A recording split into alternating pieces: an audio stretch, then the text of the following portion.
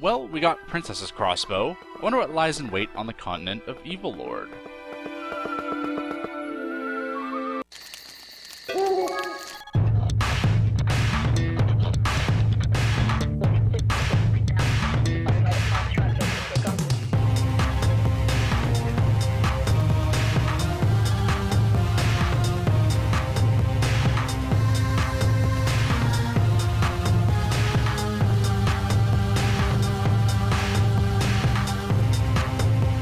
You may notice, right at the start of the stage, Sage was standing on a single sanctuary tile. Standing there for the whole level is the only way to get the Great Knight rank on this stage, but honestly, it's almost entirely luck-based and near impossible. There's just too many enemies at the start of the stage. You can throw bombs at them, but that will only slow them down so much. It's pretty much the hardest stage in the game to get the best rank on. Safest bet to beat the stage is to run Sage down here to the south and fend off these worms with a shovel.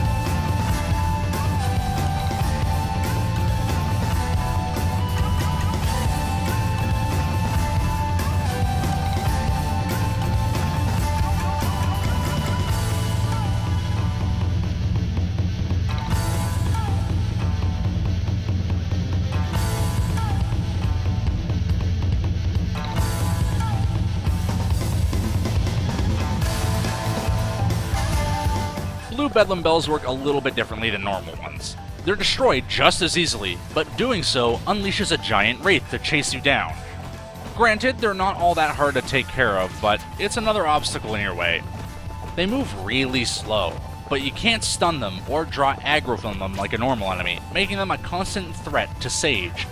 Well, not in this stage, because he starts in the other corner of the map, but later stages will see some more inconvenient locations.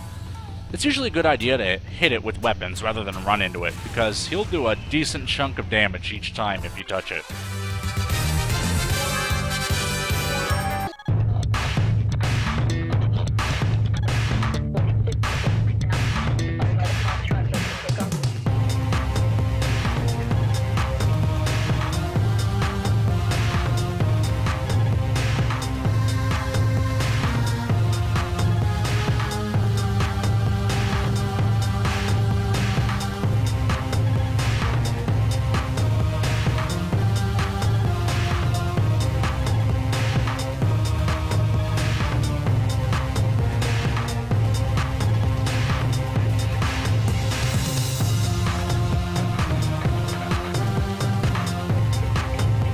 Look at that, a new Bedlam Bell already.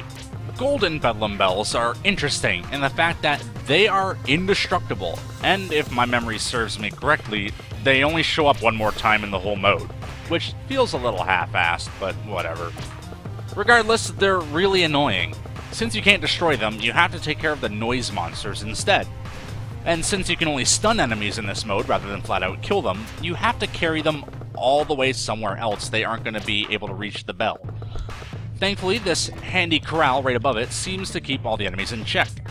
With the noise monsters penned up, it's just a simple matter of waiting out the timer and punishing them for their insolence.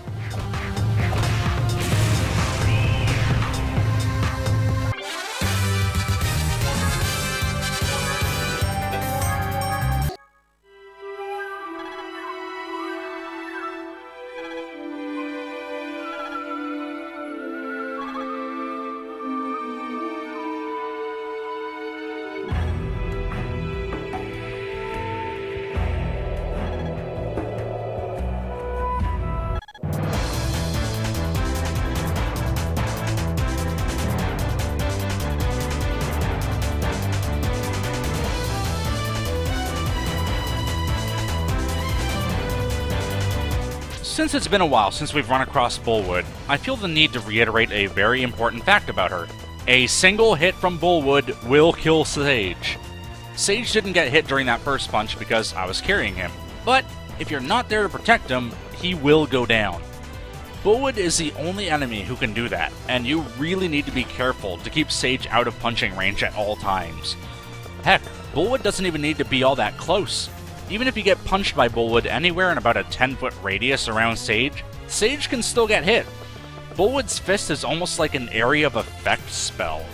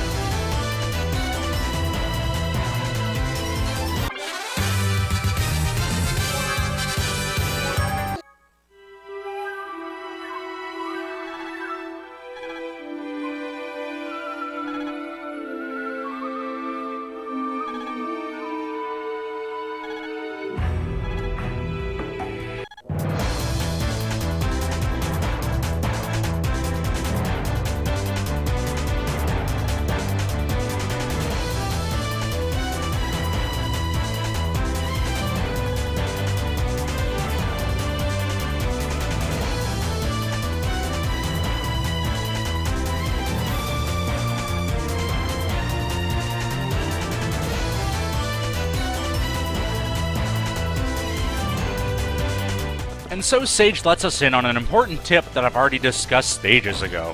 I'm honestly surprised he didn't mention it earlier. It's pretty crucial to know that enemies have serious problems when it comes to walls.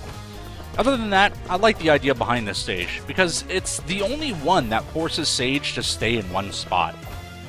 I'd have liked to see it come up a couple more times, because it adds a real sense of urgency, like that Wraith chasing us down. Easiest way to avoid Wraiths is to move the Sage because they're so slow, but that's just not an option here.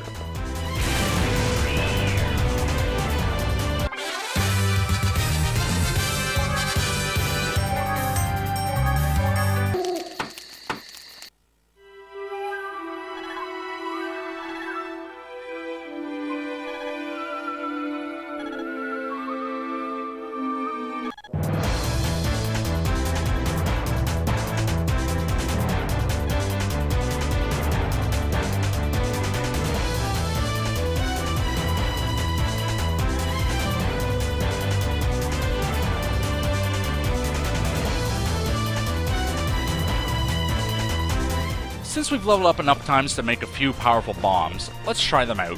Bombs are pretty much the only good trap to use, instantly stunning most enemies, but more importantly, destroying parts of the environment, opening up that section of Sanctuary. There isn't much around here to slow down Bullwood with, though a fun thing to note is that you can pseudo-block enemy paths with unconscious monsters like I just did. It won't last long, but we don't need it to.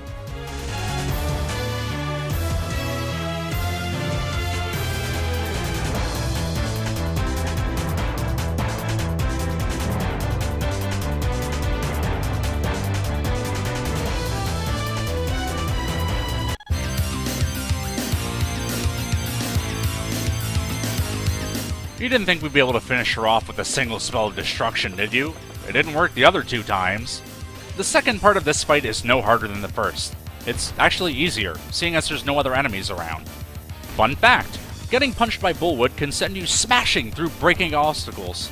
It's useful to try to get to the walled off Sanctuary zone since I don't have any more bombs, but each punch knocks off a good 200 HP, so be careful.